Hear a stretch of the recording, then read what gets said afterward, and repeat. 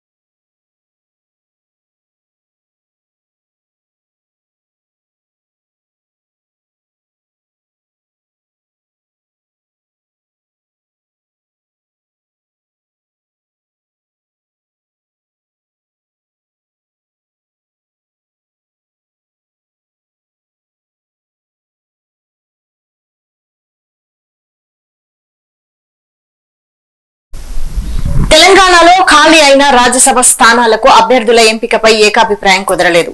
నిన్న సాయంత్రం శంషాబాద్ ఎయిర్పోర్ట్ లో రాహుల్ గాంధీ, రేవంత్ రెడ్డి, కేసీ వేణుగోపాల్, మహేష్ కుమార్ గౌడ్లు భేటీ అయ్యారు.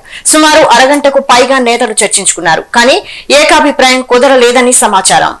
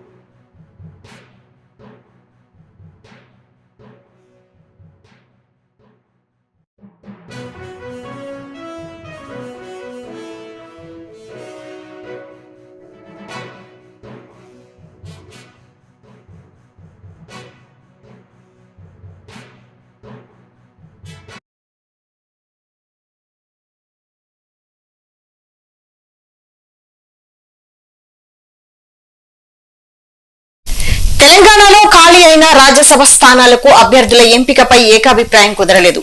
నిన్న సాయంత్రం శంషాబాద్ ఎయిర్పోర్ట్ లో రాహుల్ గాంధీ, రేవంత్ రెడ్డి, కేసీ వేణుగోపాల్, మహేష్ కుమార్ గౌడ్లు భేటీ అయ్యారు. సుమారు అరగంటకు పైగా నేతలు చర్చించుకున్నారు.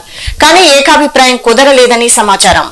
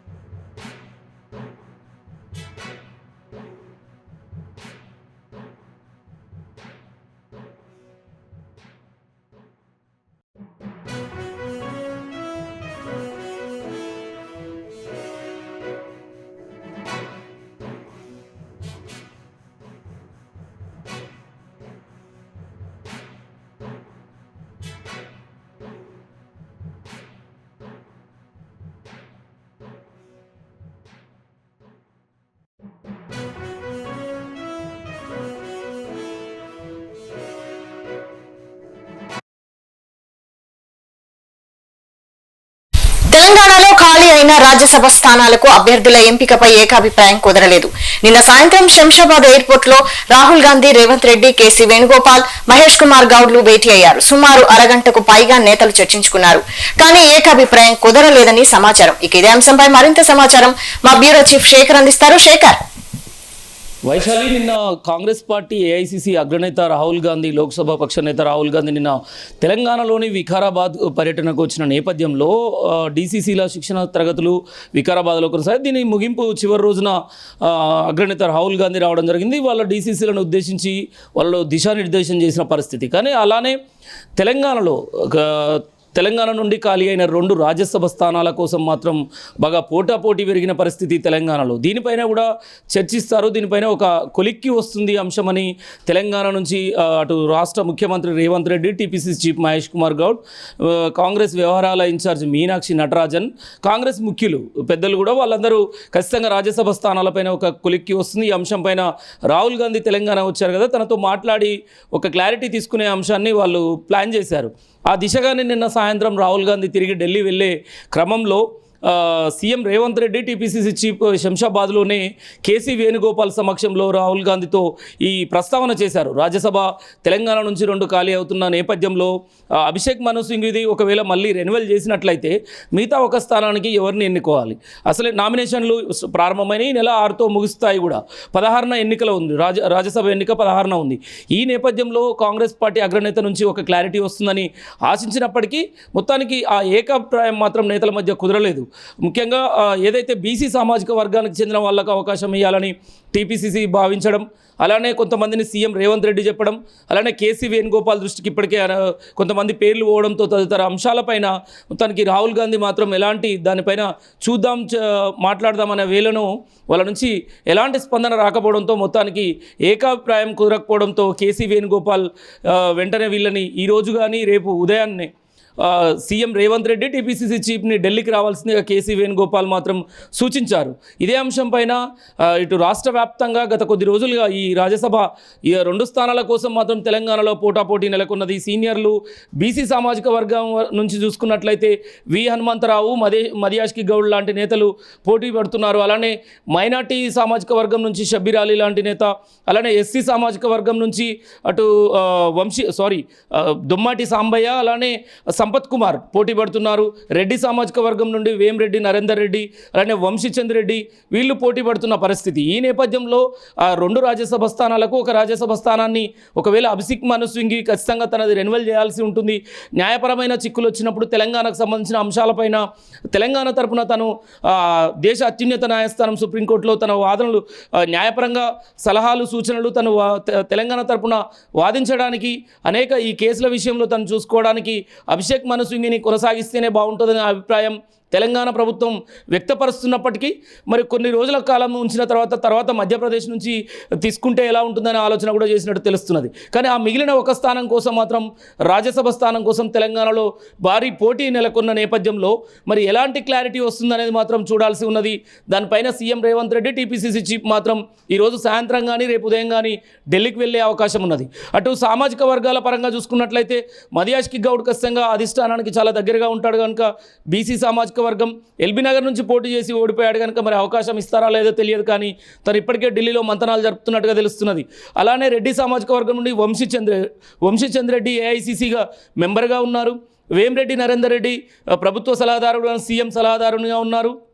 అలానే ఎస్సీ సామాజిక వర్గం నుంచి అలంపూర్ నుంచి సంపత్ కుమార్, అలానే దొమ్మాటి సాంబయ్య కూడా వరంగల్ నుంచి తను రేసులో ఉన్నారు.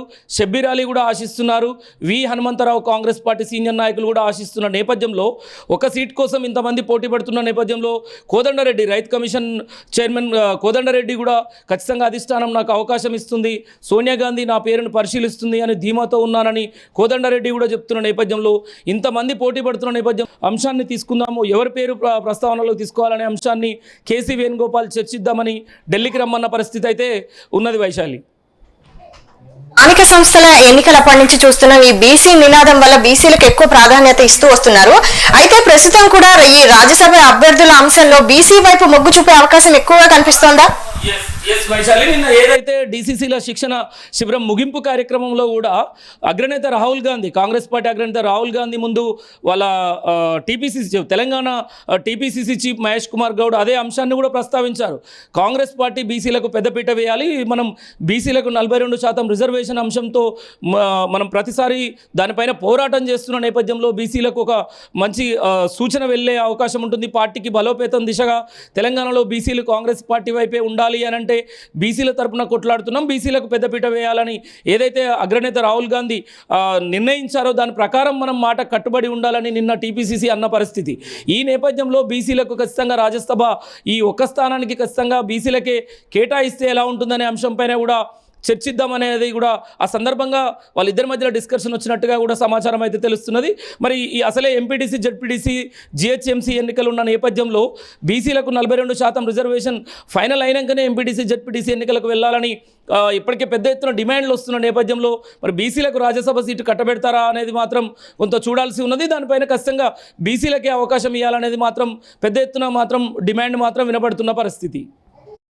సమయంలో రెడ్డి సామాజిక వర్గానికి కూడా ప్రాధాన్యత తగ్గుతూ వస్తుందని కొందరు భావిస్తున్నారుగా, మరి ఈ రెడ్డి సామాజిక వర్గం పరిస్థితి ఏంటి? అంటే ఏఐసిసి మెంబర్గా ఉన్న వంశీచంద్ర రెడ్డి తను మొదటి నుంచి ఏఐసిసి మెంబర్గా ఉన్నాడు. ఢిల్లీ పెద్దలతోటి సత్సంబంధాలు ఉన్న నేత. తను ఇప్పటికే అక్కడ మంతనాలు జరుపుతున్నట్టుగా తెలుస్తున్నది. ఖచ్చితంగా కాంగ్రెస్ పార్టీ వంశీచంద్ర రెడ్డి పేరు పరిశీలనలో ఉంది అని ఓ పక్క చెప్తున్నా కూడా మరో పక్క సీఎంకు అత్యంత ఆప్తుడు, అత్యంత దగ్గర వ్యక్తిగా, ప్రభుత్వ సలహాదారునిగా ఉన్న వేం నరేందర్ రెడ్డి కూడా ఖచ్చితంగా రేసులో ఉన్నారు. వేం నరేందర్ రెడ్డికి రాజ్యసభ సీటు ఇస్తే ఎలా ఉంటుందనేది మాత్రం ఆలోచిస్తున్నట్టుగా కూడా తెలుస్తున్నది. ఇప్పటికే అధిష్టానం దృష్టికి ఈ రెండు పేర్లను తీసుకెళ్లినట్టుగా అయితే సమాచారం అందుతుంది రెడ్డి సామాజిక వర్గం నుండి. అలానే ఎస్సీ సామాజిక వర్గానికి ఎలాంటి ప్రాధాన్యత దక్కట్లేదు అని ఎస్సీ సామాజిక వర్గం నుంచి కూడా వాళ్ళు పెద్ద ఎత్తున ఇప్పటికే అంటే ఢిల్లీకి వెళ్ళినట్టుగా తెలుస్తుంది. అలానే ఎస్టీ సామాజిక వర్గం కూడా ఖచ్చితంగా మాకు కూడా పార్టీ అధికారంలోకి వచ్చిన తర్వాత ఎలాంటి పదవులు ఇవ్వడం లేదని ఎస్టీ సామాజిక వర్గం నుంచి కూడా బెల్లయ్య నాయక్ ఇప్పటికే కాంగ్రెస్ అధిష్టానాన్ని తలుపు తట్టినట్టుగా తెలుస్తున్నది. అలానే ఎస్సీ సామాజిక వర్గం అంటే గతంలో ఎమ్మెల్సీలుగా అవకాశం ఇస్తా అన్న ఎస్సీ సామాజిక వర్గానికి ఇవ్వలేకపోయారు, నాకు మాట ఇచ్చారు అంటూ దొమ్మటి సంబయ్య కూడా అనడం జరిగింది. అంతేకాకుండా సంపత్ కుమార్ కూడా ఏఐసిసి మెంబర్గా ఉన్నారు కాబట్టి తను కూడా రాజ్యసభ అవకాశం ఇవ్వాలని అధిష్టానాన్ని కోరుతున్నట్టుగా మాత్రం తెలుస్తున్నది. Vaishali, thank you Shekhar.